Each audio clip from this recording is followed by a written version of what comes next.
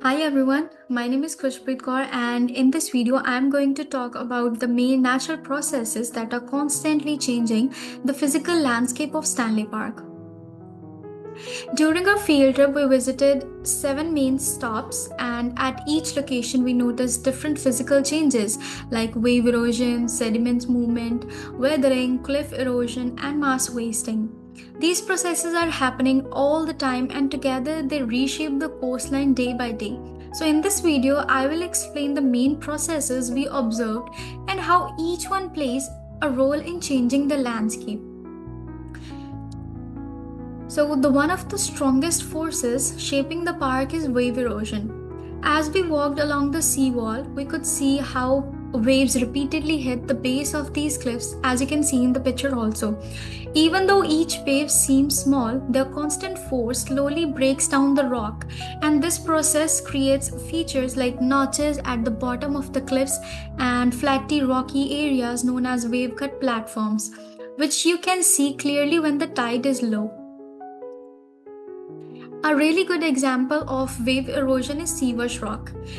The reason this rock stands all by itself in water is because the softer rock around it has been worn away over thousands of years ago, and the harder rock remained. So now it stands like a tall pillar in the ocean. Once you understand wave erosion, Seawash Rock makes perfect sense.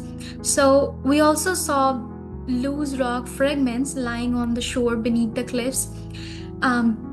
These broken pieces show that the wave erosion is happening right now, not only in the distant past. The next is sediment transport. Sediment transport is basically the movement of sand, gravel, pebbles, and rocks along the coast by waves and currents.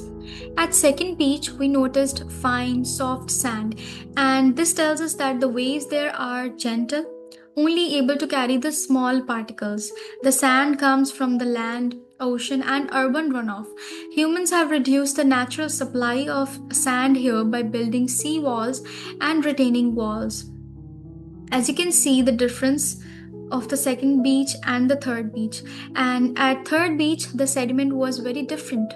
There are larger rocks, cobbles, and boulders, and they came from the glaciers or rivers, and they need stronger waves to move them. We could clearly see the difference in how the waves move sand versus the larger rocks. The slope of the beach shows the repeated push and pull of the waves, which slowly builds the beach profile. And this process is ongoing. Storms, tides, and wave strength, they constantly move the sediment. So beaches are never static. Another important process that is changing the landscape is weathering, which is the breakdown of rocks where they are without moving the pieces. And we saw several signs of weathering along the cliffs. Some cliffs had deep cracks, rough surfaces, and pieces ready to fall. And these cracks form because of temperature changes, saltwater spray, and plant roots. For example, when the roots grow into the small cracks, they push the rocks apart as they expand. Over time, this weakens the cliff and makes it easier for the waves or the gravity to remove pieces.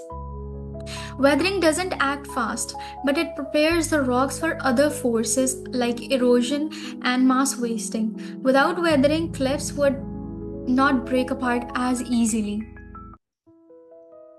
The next we have is mass wasting. So mass wasting is basically the movement of soil and rock downhill because of the gravity, and it includes slow movement like soil creep and faster movement like small slides or falls.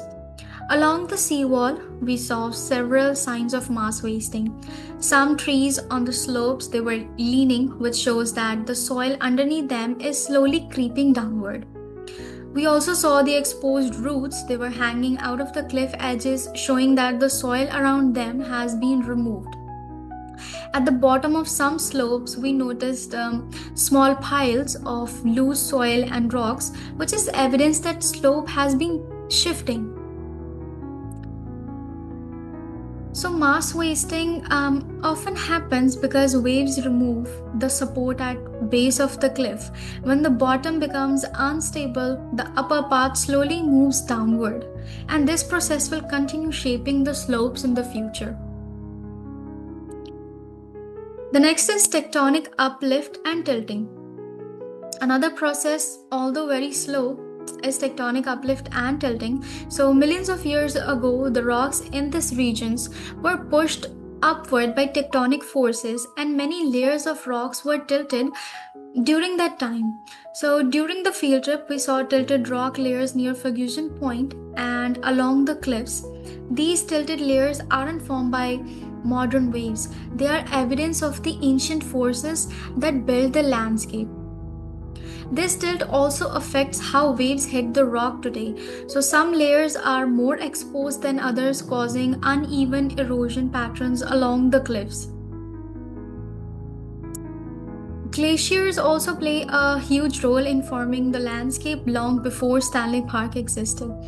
During the last ice age, glaciers carved out the shape of Vancouver's coastline and left behind different types of sediments. We saw large boulders along the seawall that did not match the type of rock in the cliffs nearby. These are called glacial erratics, and they were carried to this location by glaciers and left behind when the ice melted. Some of the smooth, rounded surfaces we saw on the rocks are also sign of glacial action. The glaciers scraped across the landscape with enormous force, shaping the foundation that waves continue to modify today. Lastly, human activity. It also plays a major role in shaping the landscape. The seawall is the biggest example. It was built to protect the cliffs and the pathways from erosion. While it does stop major collapses, it also changes how waves behave. In some areas, the seawall reflects the waves, which can increase the erosion just in front of it. In other areas, it blocks natural sediment movement, which affects how beaches build up or wear down.